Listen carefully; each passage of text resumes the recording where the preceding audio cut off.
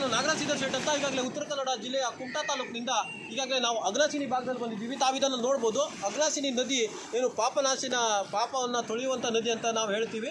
ಮತ್ತೇನಂತ ಕೇಳಿದ್ರೆ ಇಲ್ಲಿ ಅಘನಾಶಿನಿ ನದಿ ಮತ್ತು ಸಮುದ್ರದ ಮಿಲನವಾಗುವಂಥ ಸ್ಥಳ ಇದು.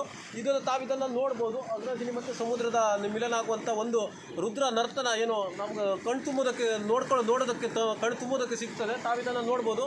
ಈಗಾಗಲೇ ಮಳೆಗಾಲ ಆಗಿರೋದ್ರಿಂದ ಒಂದು ನದಿ ತುಂಬಿ ಹರಿತಾ ಇದೆ. ಮತ್ತೇನಂತ ಕೇಳಿದ್ರೆ ತನ್ನ ಒಂದು ಮೈಯನ್ನು ಸಿರಿಯನ್ನು ತುಂಬಿಕೊಂಡಿದೆ ಈ ನದಿ.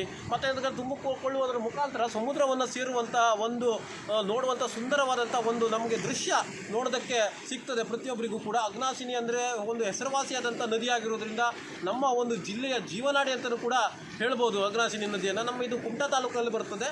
ಮತ್ತೇನಂತ ಕೇಳಿದ್ರೆ ಅಲ್ಲಿ ಪಕ್ಕದಲ್ಲಿ ಹೋದರೆ ಏನು ತದಡಿ ಬರ್ತದೆ. ತದಡಿಯಲ್ಲೂ ಅಲ್ಲೂ ಕೂಡ ಆಂಜನೇಯ ದೇವಸ್ಥಾನ ಎಲ್ಲ ಅಳವೆ ಆಂಜನೇಯ ದೇವಸ್ಥಾನವನ್ನು ತಾವಿದನ್ನು ನೋಡ್ಬೋದು. ಆ ಕಡೆಗೆ ಅಳವೆ ಆಂಜನೇಯ ಹಾಗೂ ಲೈಟ್ ಹೌಸ್ ಎರಡೂ ಕೂಡ ಅಲ್ಲಿ ನೋಡ್ಬೋದು ತಾವಿದನ್ನು. ಮತ್ತು ಏನಂತ ಕೇಳಿದ್ರೆ ಇಲ್ಲಿ ಅಘನಾಶಿನಿ ಭಾಗದಲ್ಲಿ ಬರ್ತದೆ. ಆ ಕಡೆ ಹೋದರೆ ತದಡಿ ಬರ್ತದೆ, ಅಳವೆ ಆಂಜನೇಯ ದೇವಸ್ಥಾನ ಬರ್ತದೆ. ಮತ್ತು ಈ ಕಡೆ ಲೈಟ್ ಹೌಸ್ ಬರ್ತದೆ. ಅಲ್ಲಿ ತಾವಿದನ್ನು ನೋಡ್ಬೋದು.